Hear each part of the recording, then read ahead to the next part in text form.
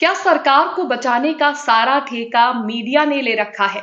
क्या मुसलमानों पर सवाल दागना मीडिया का काम है?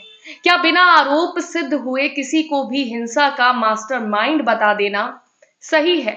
क्या बिना कोई जांचे परखे किसी को भी रोहिंग्या कहना सही है? क्या हल्द्वानी में जो हिंसा हुई उसके पीछे कोई गलती नहीं थी सरकार की?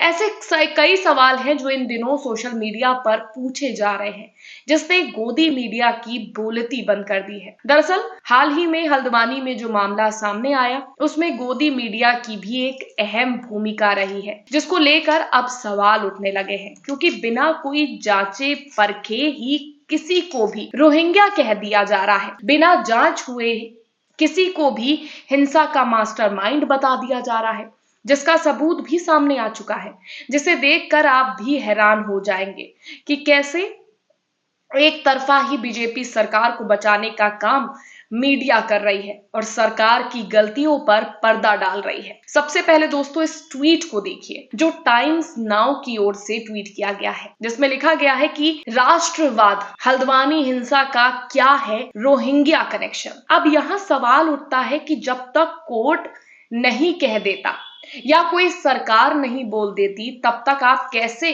रोहिंग्या मुसलमान बोल सकते हैं या किसी के ऊपर ऐसे आरोप लगा सकते हैं।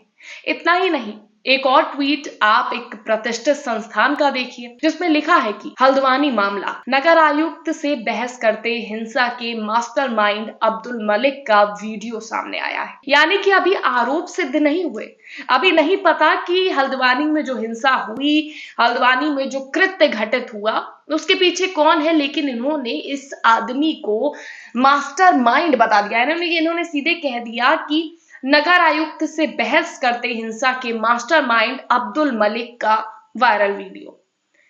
क्या हमें ये हक दे दिया गया है कि हम किसी को भी रोहिंग्या मुसलमान बोल सकते हैं? उसके आरोप सिद्ध होने के बावजूद उसे किसी भी आरोप का मास्टरमाइंड बोल सकते हैं? जो ये ट्वीट है उसमें इस बात को लिखा गया है, जब तक कि कोई प्रूफ नहीं हो जाता है कोर्ट में कि कौन गुनहगार है कौन नहीं है, तब तक आप कैसे कह सकते हैं कि ये मास्टरमाइंड है। इस अब्दुल मलिक के बारे में आगे बताते हैं, लेकिन उससे पहले ये भी जान लीजिए कि कुछ लोगों ने सोशल मीडिया पर कमेंट्स भी किए हैं। एक यूजर ने ट्वीट करते हुए लिखा है कि आपने कैसे मास्टरमाइंड बोल दिया, आप अच्छी तरह से जानते हैं पुलिस और उत्तराखंड शासन ने इनको बर्बाद करने की कसम खाई हो। जैसे एक भीड़ आई थी जिसने आग लगाई, गोली मारकर हत्या कर दी और उसके बाद पुलिस ने भी लाठी डंडे गोली सब किया बर्बाद। यही हुए बेचारे और अपराधी भी यही बन गए, यानी कि इन्हीं के ऊपर बुलडोजर चला, यहीं पर लाठियां बरसाई गई, बर्बरता की गई और अब इन्हें ही अपराधी भी घोषित कर दिया जा रहा है। एक और पत्रकार ने इस पर सवाल उठाए और लिखा है कि गैरत तो एनडीटीवी इंडिया में बची है नहीं है। एक जिम्मेदार नागरिक एक अफसर से कानून की बात कर रहा है और अफसर उस नागरिक से कह रहा है कि कब्जा ले रहा हूं, जहां चाहिए जाइए। ऐसी हट धर्मी लेकिन ये बेगैरत उस नागरिक को ही हिंसा का मास्टर माइंड लिख रहा है। यानी कि अब आप देख सकते हैं कि किस तरह से ये लोग पत्रकारिता के स्तर को तो गिरा रहे हैं, लेकिन उसके साथ ही लोगों को मजबूर कर रहे हैं कि लोग शक करें, लोग भरोसा करना छोड़ दें। एक और यूजर ने ट्वीट की और लिखा है कि भारत में अदालत की जरूरत ही नहीं, यहाँ न्यूज वाला बिना किसी साक्ष्य के फैसला सुना दे आ रहा है और कौन हिंसा का मास्टरमाइंड है बता दे रहा है। जो ट्वीट किया गया है उससे तो ये साफ होता है कि सरकार को बचाने में गोदी मीडिया कोई कसर नहीं छोड़ रही है। अब गोदी मीडिया भी सवालों में है और सरकार भी, क्योंकि कोर्ट के आदेशों की लगातार धज्जियां उड़ाई जा रही हैं। अब ना तो इस पर केंद्र सरकार कोई दखल दे रही है और ना ही अब तक धामी सरकार ने इस पर कुछ अपनी बात कही है, जबकि पुलिसिया टॉर्चर लगातार जारी है।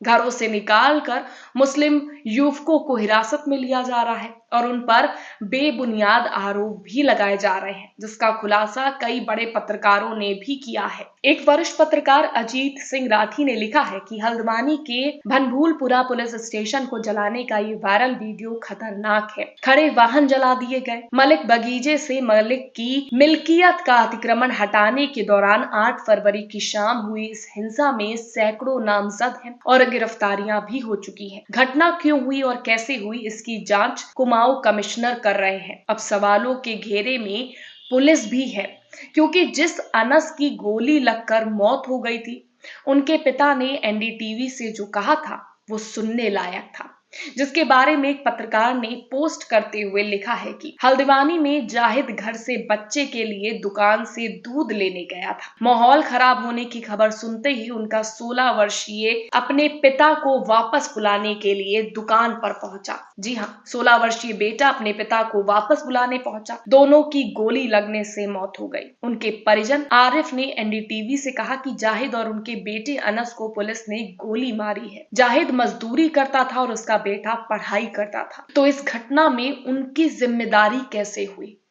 क्यों उन बेकसूरों की जान चली गई? क्यों पुलिस ने एक बिना सोचे समझे एक बेकसूर पर गोली चला दी और उसे मौत के घाट उतार दिया? एक और पत्रकार ने सरकार से सवाल पूछते हुए लिखा है कि हल्द्वानी में हुए बवाल में जाहिद और उनके 16 वर्षीय बेटे अनस की जान गई है। इनके परिजन आरिफ ने एनडीटीवी से कहा कि जाहिद और उनके बेटे अनस को पुलिस ने गोली मारी है। जाहिद मजदूरी करता था और उसका बेटा पढ़ाई करता था। पुष्कर धामी जी, इसका जिम्मेदार कौन है? यानी कि इस हिंसा में आप किसी को रोहिंग्या मुसलमान बता रहे हैं, किसी को मास्टरमाइंड, लेकिन बेकसूरों की जान लेने वालों को आप कुछ नहीं बोल रहे। एक और यूजर ने ट्वीट किया और लिखा है कि बार बार एक ही समुदाय को निशाना बनाकर कभी मस्जिद तोड़ दी जाती है, कभी बस्तियां उजाड़ दी जाती हैं, तो कभी गोलियों से भून दिया जाता है। आजादी के 75 सालों के बाद भी मुसलमान अपने नाम और पहचान की कीमत चुका रहा है। पता नहीं ये आजमाइश कब खत्म होगी। यानी कि लोग अब सीधे तौर पर कह रहे हैं कि इतना वक्त बीत चुका है, उसके बाद भी लोग अपनी जात को लेकर, उसका मुसलमान होने का न जाने क्या कसूर है जो ये सब हो रहा है। बात करते हैं अब्दुल मलिक की, जिनको मास्टरमाइंड बताते हुए गिरफ्तार किया गया। ऐसा दावा है कि इस पूरे हिंसा के पीछे वो थे। इस बात की जानकारी खुद मीडिया में दी गई। खबर की माने तो लिखा है कि नैनीताल के हल्द्वानी भनभूलपुरा में बवाल का मास्टरमाइंड मदरसा और मस्जिद का अवैध निर्माण कराने वाले अब्दुल मलिक को ही मुख्य आरोपी माना जा रहा है। पुलिस ने अब्दुल मलिक के विरुद्ध सरकारी कार्य में बाधा डालने, जमीन कब्जा करने, लोगों को भड़काने, साजिश रचने समेत कई गंभीर धाराओं में मुकदमा दर्ज किया है। सूत्रों के मुताबिक अब्दुल मलिक जमीनों की खरीद फरोख्त में भी शामिल रहता था। प्रशासन उस पर अब एनएसए के तहत कार्रवाई करने की तैयारी में है। इसके आगे इस वीडियो का जिक्र किया है, जिसके बारे में हमने आपको पहले बताया था। उसके बारे में बताते हुए लिखा है कि एक वीडियो अब सोशल मीडिया पर तेजी से वायरल हो रहा है, जिसमें अब्दुल मलिक हल्द्वानी के नगर आयुक्त पंकज उपाध्याय से बहस कर रहा है। इसमें वो कह रहा है कि मेरे पास जमीन की 99 साल की लीज है। वहीं नगर आयुक्त पंकज उपाध्याय उसे जमीन के फ्री होल्ड पेपर दिखाने की बात करने के साथ ही लीज खत्म होने की बात कर रहे हैं। वहीं जमीन से कब्जा नहीं छोड़ने की बात कह रहा था। ये वीडियो अब सोशल मीडिया पर तेजी से वायरल हो रहा है। खबर के मुताबिक दावा है कि सब कुछ अब्दुल मलिक के इशारों पर ही हुआ। एनडीटीवी की खबर की माने तो अब्दुल मलिक 25 साल पहले हल्द्वानी के एक सपा नेता के हत्याकांड मामले में जेल जा चुका है। इसे लग्जरी गाड़ियों में घूमने का शौक है। अपने साथ कई निजी गनर भी लेकर चलता है। साथ ही स्थानीय लोगों का आरोप है कि अब्दुल मलिक ने सरकारी भूमि पर अवैध मदरसा और मस्जिद बनाकर अपने समुदाय में अच्छी खासी पैठ बना ली थी। अब्दुल का मकसद यही था कि अवैध मदरसे और मस्जिद की आड़ में वो नगर निगम को दबाव में ले लेगा। निगम उससे सरकारी जमीन खाली कराने को नहीं कहेगा। जब नगर निगम अवैध निर्माण गिराने गया तो उसके ही कहने पर इतनी बड़ी भीड़ इकट्ठा हो गई। इसी भीड़ ने भनभूलपुरा थाने को आग के साथ ही 70 से ज्यादा वाहनों को फूंक दिया। अब जो हो गया उसके खिलाफ पुलिस का ताबड़तोड़ एक्शन जारी है और वो लगातार आरोपियों की गिरफ्तारी के लिए दबिश भी दे रही है। वहीं गोदी मीडिया क्या कर रही है वो आप इस खबर को देखकर समझ गए होंगे। अब आगे इस पर क्या अपडेट आता है वो तो आगे ही बताएंगे। लेकिन जिस तरह की हिंसा हुई, जिस तरह से किसी को मास्टरमाइंड, किसी को रोहिंग्या मुसलमान घोषित कर दिया जा रहा है। इस पूरे मामले पर आपकी क्या राय है? कमेंट करके ज़रूर बताइएगा। वीडियो को लाइक और शेयर करना और चैनल को सब्सक्राइब करना मत भूलिएगा।